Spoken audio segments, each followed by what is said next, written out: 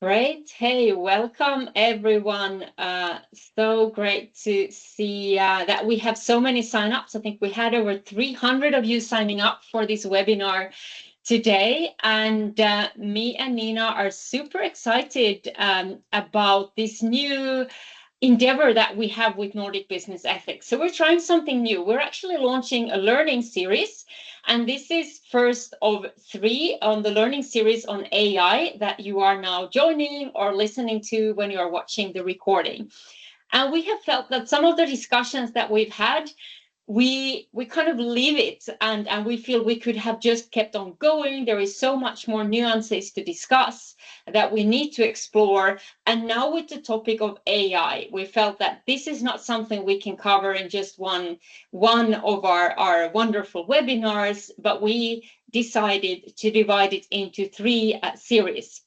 So today we will dive into a bit more of the philosophical questions and understanding the machine, because as we know, agents and algorithms, they are no longer just tools, they are becoming our co-workers. And they assist us in making decisions, they generate ideas, analyze information, and increasingly shaping how we do get work done and how we make decisions in our organizations. And as AI is becoming embedded in our organizations, we as ethics and compliance or assurance professionals, leaders, we need to understand not only what these systems can do, but how they're built and what assumptions they carry and how they may influence human judgment and organizational behavior. So before we go into today's theme, I just wanted to take the time together with Nina to explain the outline of this series. So as mentioned, this first seminar, we will look at understanding the machine, how AI models think, learn, and shape our decisions. And we will focus on that, the models per se, and also a bit more about, if we talk about, for example, digital souls. What does that mean? And then we have the second part. And so, Nina, maybe do you just want to say a few words about the second part that comes up in late September? Yes, definitely. So also welcome from my side. Very nice to see you all. And in the second part, we will actually dive into the human behavior. So then we'll discuss how the AI systems influence our judgments, decision making, trust, and organizational culture. And we'll dig a bit on the human side of the AI through behavioral science and organizational culture. And you can already now register for the second event, which is at the end of September. Yeah, so that will be super interesting. And then the third seminar, we say it's from insights to action. So more the practical, the so what for ethics and compliance. So the last session that we will have in end of October, that will really focus on translating these insights from these two first webinars into leadership practices, compliance program approaches, how we work with our culture, and what responsible AI adoption really means for our compliance programs in practice. So with that, we do hope that you will sign up. And as always, if you cannot join us live, you know that you can sign up and get the recording as well. So then you can follow this series and share it with your teams and anybody that you think would have a benefit of really understanding AI more, not only what it is, but also how it influences human behavior, and then more specifically, how it influences or should influence our compliance programs. So with that, we want to go to today's seminar, and we are super happy to introduce the speakers.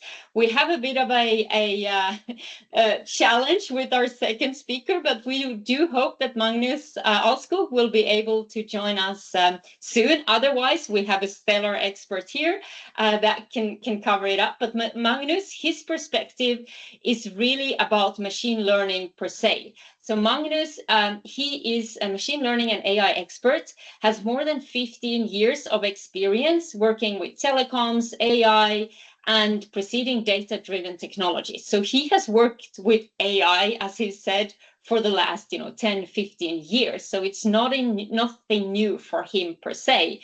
And the purpose of Magnus being with us is to bring practical and technical perspectives on how AI machines are built, how they are trained, and how they are deployed. And that would help us to demystify what it really means for ethics and compliance and understand these systems more in practice. So we hope that Magnus will be able to join us. Otherwise, we'll make sure we do a recording with him for your benefit, regardless, to really get his perspective. But with that, we do have a wonderful, stellar guest with us, Cecilia Mosetan. You're with us well, you are based in Barcelona. You're traveling as well, so I'm not 100% sure where you are. But hi, Cecilia. I'm in Barcelona. You're in Barcelona. Wonderful. So Cecilia, you're the founder and CEO of Futurity Systems. You're a futurist and also an entrepreneur and a thought leader on the forefront of future human technology interaction. And I have watched you and been at some events where you have been a speaker, and I've just been mesmerized about how you describe the future and kind of envision what kind of world we're going to live in 10 to 15 to 20 years. So that has been really insightful for me personally, and I'm super thankful that you can be here to share with us your work. And we also know that you work a lot with AI and how AI and intelligent systems are reshaping organizations, industries, businesses, and society at large, and really how these technologies influence human capability, identity, and collaboration. So you are just the right person to set the scene for our webinar here today. So with that, Cecilia, we'll just open up and wanted to get your perspective on, what does AI in general, if we start really broad, what do you see AI and these new technologies bringing into our organizations and companies? Thank you so much, Anna, for having me and the whole entire team. I'm really glad to be here. I just wanted to add that I am really proudly finishing my doctoral research on the topic of algorithmic futuring, so the application of AI and AI-related tools for forecasting purposes. So I've been really very much embedded into the world of AI, and things are moving super fast. And I'm sure all of you have realized that the speed of change. Regarding your question, I mean, AI is not new. We all know that, right? It's been around for decades. What has changed recently is that, we've went through different generations of, of technological transformation. And the last bit, which is kind of data-driven and platform-driven, platform meaning Facebook and, all the social media, these transformation have helped us gathered all of this data where now AI sits on top. And this is why there is such a hype around AI, is because AI is no longer just a model. We have all of the data in order to train it, right? And so this is where we are now. And for me, what has shifted, and I think everyone should recognize that this paradigm shift is not like anything that we had before. And I'm going to explain why. If we look at previous shifts, technological shifts, I'll go all the way back into, let's say, Industrial Revolution, right? At that point, we built technologies that are making things faster, better, more optimized. We look at the next shift, which is access to internet, right? And then all of a sudden, that also opened up a whole new waves of possibilities and content. All of these shifts up until now, all of those transformation only made our work better, faster, and optimized and more. Generative AI is the first technology that I have seen has the ability to create something new. And that changes because the creation part has remained relatively human. until now. And that shift, all of a sudden, the AI could start making business plans, softwares. I can have a whole list of things that AI now can create, change the way we play the game, right? So what we're seeing is that, okay, we have all seen this before. You can go into ChatGPT, ask it to give you, 20 best top business approach to make $1 million. And people are using vibe coding and create these apps, throwing them into app stores and hope to make that million. It's no sorry, the barrier is no longer ability to create. The barrier is now on human, our ability to actually use our critical thinking skills and to filter what is being made by AI. And right now we have this bottleneck, right? And this bottleneck is what we're confronting with and what we're trying to deal with, because there's a mismatch here.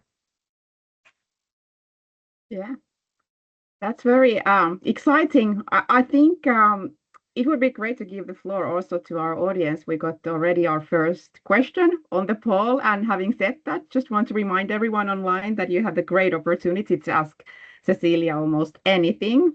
But let's start with the simple question, which is from Cedric. So, Cecilia, what is your vision on how AI is changing the entry-level jobs? And what should companies consider in this scope? I guess you get this question a lot. Yes, yeah. Actually, I mean, if you're looking at the trends right now in terms of companies, there are two very clear trends. You have companies that are firing everybody and rehiring them all of a sudden because they realize that they have made a mistake, and companies that are hiring more people. And what is actually happening is that if the company is considering AI, sorry, let me reword. If the company is considering people as an asset, then AI is just a way for us to augment our work, right? But if companies are just trying to grow and make more money, they're just going to replace people will simply be a cost center for these companies, right? And they will just try to get rid of them and replace it with AI, right? The smart thing really is to train people to augment the ability to use AI, because they can do 10-folds more or 100-folds more. And that will be the smart thing to do. So what the vision is for these entry-level jobs is that built up the capacity for the Gen Zers, the alphas, the ability to augment themselves with these tools. And that is what is going to happen or that is actually what is happening, because with these tools you can do a whole lot more, and you can kind of retain that skill set, which I will talk a little bit more in the questions that are coming. Yeah, and maybe we can there go, because this is really revolutionizing our workplaces, right? As you're alluding to, Cecilia, and this question just on what happens with entry-level jobs. I don't think we have any particular answer to that yet, but it's definitely something we do need to consider and contemplate. But I know that you talk a lot about digital souls. So digital twins, that is something we've heard about. What can you open up a little bit more? What do you mean with digital souls, and what kind of ethical considerations do you see? Yeah, that's what I wanted to tap into. Just so I wanted to give you a little bit of context. So my line of work, the way we do is we understand, the sciences, the technologies, the trends, what is happening as of now, and then we project it in what could be possible into the future, and so that we can be more prepared in the future. So when we talk about digital twins, and we wanted to understand where it is heading forward, we kind of speculated this possibility of digital soul. So this is a coin that we invented just to have this ability to explain this condition. And what it is, we're already seeing it happening, is that, let's say I made a replica of myself. And that is what is called a digital twin. But let's say that this particular replica only knows about my clients, my working conditions, my projects, my everything related to me, Cecilia, as a CEO of Futurity Systems. Then I have another one that, let's say, is the gastronomy digital soul that has, remember all the recipes, remember all of the, my preferences, all my things that I like to eat and things I don't like to eat, right? And then I can have many of these different extensions of digital souls. What makes it a soul is that in the coming years, we're going to have a huge rise on physical AI, which means that these different souls could actually embodied into a refrigerator, a cooking robot, a whatever physical manifestation that we wanted to pair them with. Which means that, let's say, the gastronomy soul could actually control my robot at home and cook me a meal, or even better, that control my refrigerator and buy me groceries that I need. And so these digital souls that get possessing these appliances, or all of these physical things that are surrounding us, will then operate on our behalf on many fronts, and not just in decision making, but also transactionability. So they will be able to buy things on my behalf. They will be able to negotiate. They will be able to operate on my behalf.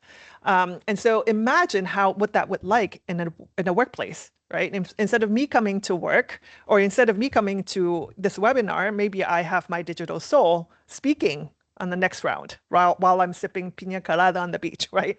Or having a meeting and you have your digital soul there instead.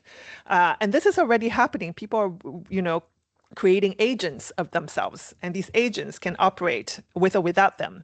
And the interesting thing is that we're also seeing how these things could be paired with paradigms that we have already tested. So, for example, if you know a little bit about self-driving vehicle, autonomous vehicle, they're trained on a 5-level autonomy system. So on the very bottom, you have zero control by the AI. Humans control it fully. And then on level 5 is that the AI control it fully, right? And everything else in between.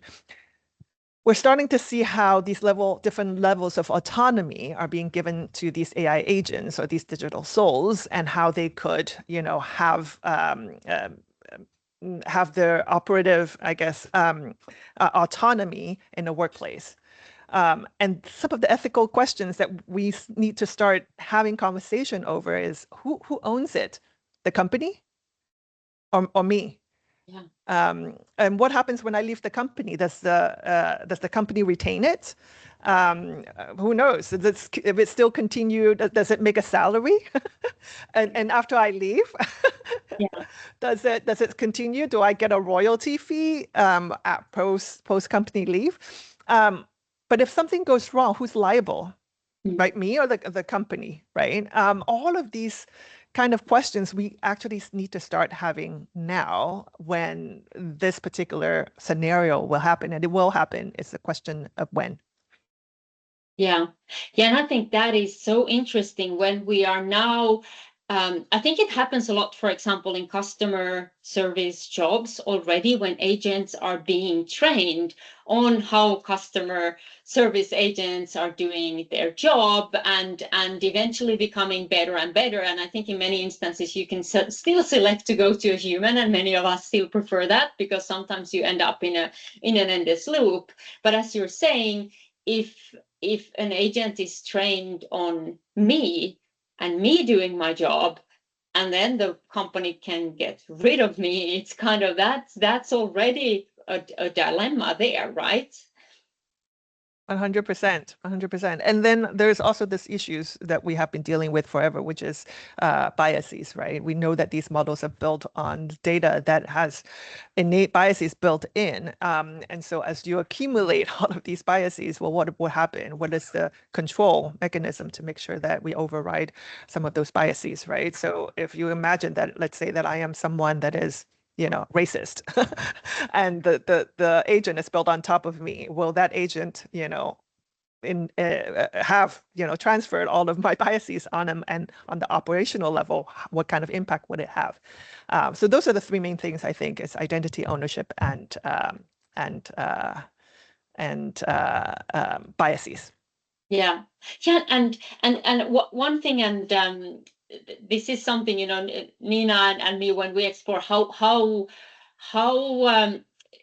one thing is that we're, thinking about how can we leverage AI, but then more importantly, as you're saying, how is AI leveraging us without us even knowing, and how are these models really built? And I would say there is a bit of a myth or misconception that AI tools are neutral. I mean, yes, we know there are biases and we know they are flawed, but somehow we think we still can train them and we can train them out of these biases. Do you agree, or do you see that it's important to kind of understand that as human beings are flawed, maybe AI always will have some quirks? I think it's a little bit of both, right? I think the majority of people using these AI tools are not really aware or proactively trying to be aware of what these biases are so that they can counteract it. Majority of the people just, take the answers as is. And there's another actually a really big problem is that currently there are, 3 or 4 models that everyone uses. Majority of them use, ChatGPT, which is we're building a monoculture of AI. And if you ask it a generic question, it will give you a generic answer, and we all get the same generic answer, right? And so what we're also seeing is that, we're becoming generalized in many ways because we're using these tools, which kind of lead to, I guess, another criticism that I have is that, and I mentioned it earlier, is that if machines are creating at magnitude, and that humans needs to have critical thinking abilities, and we're not using that, we're deferring AI to make the decision for us. That's a really bad impact into our future space, because not only are we reducing our critical thinking ability, we're also deferring that very important judgments onto AI, right? So I think all of those things really need to be understood on a company level. Everyone talks about, catching up using AI, launching these tools, incorporating it, integrating it, but nobody really talks about how, which is why this conversation is so important, what is the actual impact of them? How do we build in resiliency plans so that we, understand those things before they manifest, right? Yeah. Yeah, exactly. And I think that you just described kind of a lot about the organizational culture, which we can't really leave out from the discussion, because it's like you say, it's really not just the tools that we use, but these tools and how we use them and how they use us, they actually impact a lot of things in the organizational setting, the trust, the accountability, the behavior, the general thinking. So I think that really one of the questions is that how we can actually look at the AI shaping the culture and the human behavior. And before asking this question from you, Cecilia, who want to say hi to Magnus, we are so happy to have you here. Yes. Great, Magnus. I think you're muted, but still, maybe Magnus. Now, when we have you online, really, really thrilled to have you sharing with the community. And you know what?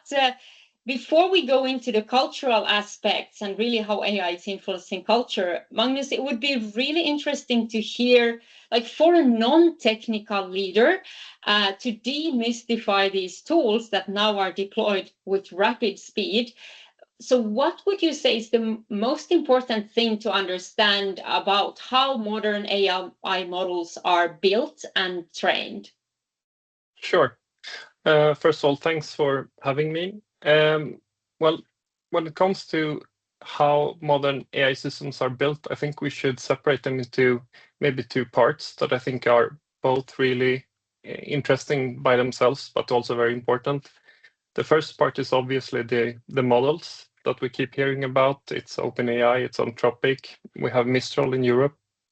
Those are really important because they collect and distill all the data that they find.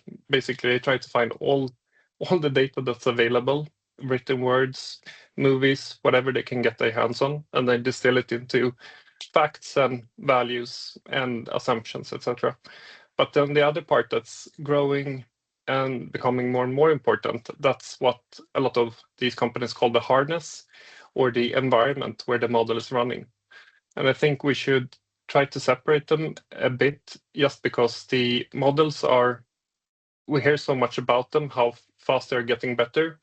But what's actually making a big difference in companies is how we employ them and the harnesses, the software that is using it. So I think when it comes to the models themselves, that's just a statistical system. It's shaped by human choices, and then they are placed into organizational systems where they're shaped by more human choices. So there's a lot of misconceptions maybe on how these models are created. But in reality, it's more or less like Google. They're collecting all the information they can get. They try to distill what's facts, what are opinions, etc. And then they're trying to build a statistical model on all those facts. And this is originally a quite simple process, because there was so much data on the internet that we could trust. And there was so many videos that we could listen to, or podcasts, or books even, that is scanned and created to PDFs and then also ingested. But we're coming to a place where there's not that much more new information to actually be collected from the internet. So now modern AIs are also being trained on data that's synthetic. In other words, they are creating data to be able to train the models to become even better. So a short answer would probably be that this is the statistical model trained on open data or semi-open data. And sometimes it's not that legal how they got all the data. For example, there's a lot of copyright data, and as we heard early when ChatGPT was released, the New York Times were claiming that ChatGPT actually was just copying their content, which I think has some truth to it. And now we're ending up in a situation where we have to get companies to share the data to be able to train them even further. But it's a statistical model. Yeah, and it sounds, simple in practice. It's a statistical model. It uses the data that's out there, but I think already there lies a dilemma, because we know, for example, that on the internet and in movies and podcasts, maybe there are some cultures that are more overrepresented and others that are not. And so how would you then say, Magnus, still on, if we open up this box a little bit more from your perspective, where do you see these models then influencing our thinking, or our judgment or behavior, with us necessarily noticing, right? Because we talked about these obvious biases and so on, and we can react and correct the model, but where are we influenced without us realizing? Yeah, I think Cecilia touched on this, which I think was a very true thing, that there's a lot of biases in these. And I would say that the influence often comes from presentation rather than explicit persuasion. For example, a model selects what to mention first, which alternatives to omit, how confident to sound. I mean, that's a parameter. In my work, I really have to fight my customers to not get their models to sound overconfident or like they know everything, and how this is presented. Because the answer is so fluent, personalized, and immediate, we may use it as an anchor before doing our own analysis. And I think that's one of the dangers when we discuss influence. So there's also this risk of repeated use when you use the LLMs a lot, that you get like a narrow scope, a narrow range of options that people actually will consider, because they get so many good answers quickly that they might not be very critical. And you can always say to people, like a safeguard, you should be more critical. But it's hard when organizations are constantly being pushed to get more and more done. And even though if you design for like visible uncertainty or making sure you get alternative views, source checking and meaningful human challenge those things might be skipped. And I think that's where I'm mostly personally afraid of, like a invisible influence from the models. Because if you really get these simple answers first, or some answers are basically not presented, then you end in a situation where you might frame yourself or even trust the system too much. And I think this is something also when it comes to like personalization, that if an agreeable system can reinforce the user's assumptions rather than challenge them, we get, let me call it a confidence transfer. So people mistake their own opinions and the LLM's very polished language and maybe consistency in agreeing, like evidence or expertise. And I'm afraid that that might influence a lot of people in the wrong ways. Can I add to that? Of That course. last sentence, because I studied architecture, and we had to read the 7 lamps of architecture back when I was studying. And one of the things that, and it has been a phrase and a quote that I have remembered and still influencing me, was in that book, there was a quote that says, perfection is not, let me get it right. Perfection is not seen as a machine-made ideal, but as a flaw. Perfection as a flaw. We see the output of ChatGPT and they are flawless. They're perfectly written in whatever machine language that they are, but they're flawless. They're beautiful. They're like all the spacings, no grammatical error. And we take it as it is perfect. So therefore I can trust that is good enough.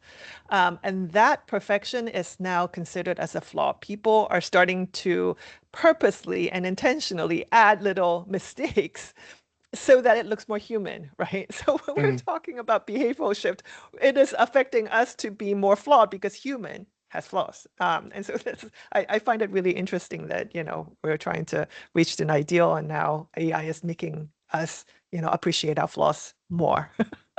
Yeah.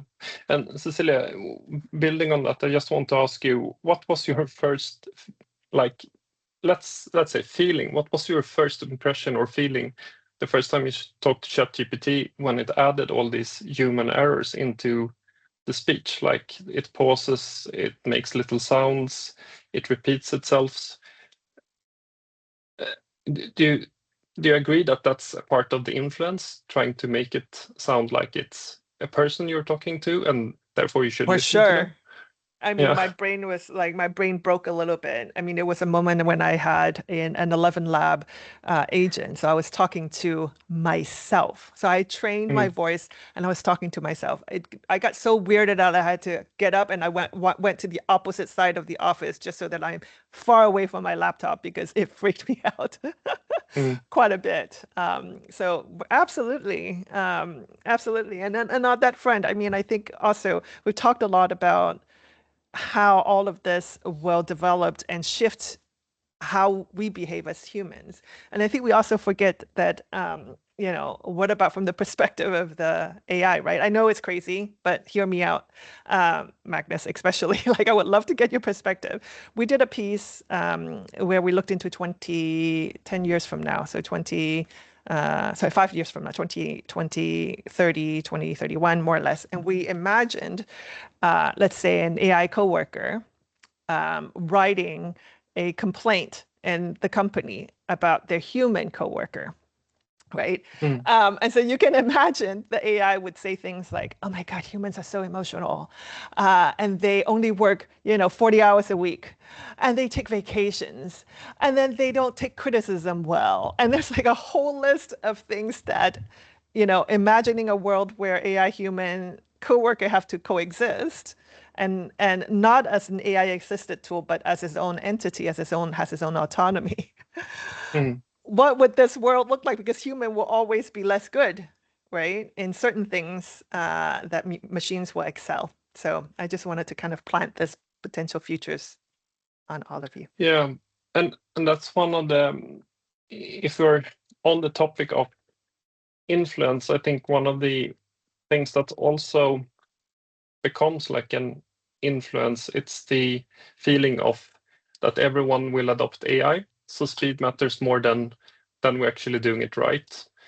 And in my own area of expertise, software development and system programming, a lot of people say like, well, it's a mathematical system. Of course, it's going to be more objective than human judgment. Or if we save minutes, that's surely that must be evidence that we are creating organizational value. And that also is a form of influence that is causing people to maybe take shortcuts, especially when it comes to ethics and following all the rules that the organization have agreed on. And often we agree on rules because it's the best thing for the organization, even though it can be tough to agree to them. But with this kind of automation, when we say like, oh, can we just get the human away from the task? It's going to be better because then it's repeatable and it's safer. And I think that's all of these minor mind shifts is creating a way for us to be influenced by this new technology and maybe charmed by it because it's very efficient for ourselves. But on a system level, I'm not really sure yet how efficient it will be or how the influence actually will look like. So that's an interesting topic to explore. Yeah, and one other topic which I think Magnus you brought it up in one of our earlier conversations where you also said that not only are we influenced by AI, but also our behaviors are influenced in a way where we would perhaps not lash out so easily on a colleague or a coworker or a customer service agent. But if we know it's an AI bot, we can become like super rude and very angry. And that is then also training the model. So yeah, maybe both of you, if you can explore this a little bit as well, like if we see we get more aggressive because we feel it's not a human, so we can be a bit blunt. I myself can be pretty blunt sometimes, as well. If I get hallucinations or error, I'm like, hey, and so yeah, what does that do to the models? And then obviously what gets back to us. Who wants to start first? Magnus, do you want to start first, then Cecilia? Sure. Yeah, I think from what I've seen in one of the projects I've been participating in the last 6 months is that when people are facing a chatbot and they know it's a chatbot, they can be very direct. And in interviews with these customers that's been using it, they are actually very happy, especially when it comes to sensitive topics like missing an invoice or something else. They are not trying to please the robot when they say what happened and asking for support. While if we present the robot as an actual human or trying to make it sound like a human, then when people realize that they've been talking to an IT system or software, they can become very frustrated and honestly quite rude. So I think this is a very interesting part, and I can share a study that some Dutch researchers have done, showing that people actually get quite rude and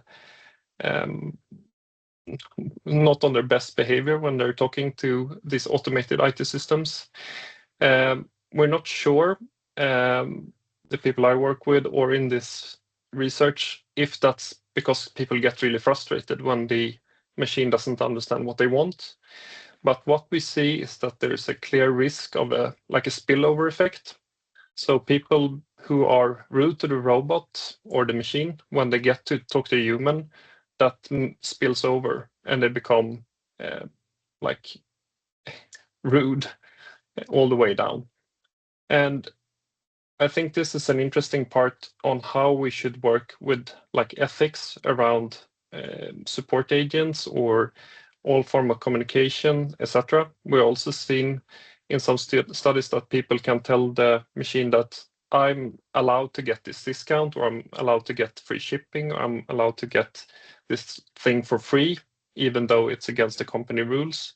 And some IT systems, they get so stressed, so they actually try to help the customer, even though they know it's against the rules. So there's a lot of quite complicated things to or dilemmas to try to sort out here. And I think what you were saying, Cecilia, about how would the AI review a human worker, I think this is where this becomes applicable to the situation we are in today. How can a company actually try to have like a warm persona when you're communicating with customers, trying to encourage them to help out, but at the same time not trying to do like emotional blackmailing in any way, or be like unhappy with the customer because they have done an error. So I think this is a very hard ethical problem for a lot of companies that they need to figure out. It's hard to encode. Cecilia, we're talking about like cloning yourself as an agent. I think that might be the way forward. I'm not sure it's a good way forward, but I think that's one way forward, where we try to create the right professional attitude based off how the best human the company has would do it. So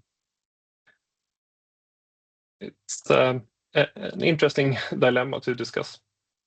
Very interesting. And before Cecilia giving it over to you, I need to bring one question we have here in the chat, because now we were talking about being rude, but Chandler is here curious about the aspects of misconduct on the part of the agents. If you know if any organizations have already experienced this type of topic.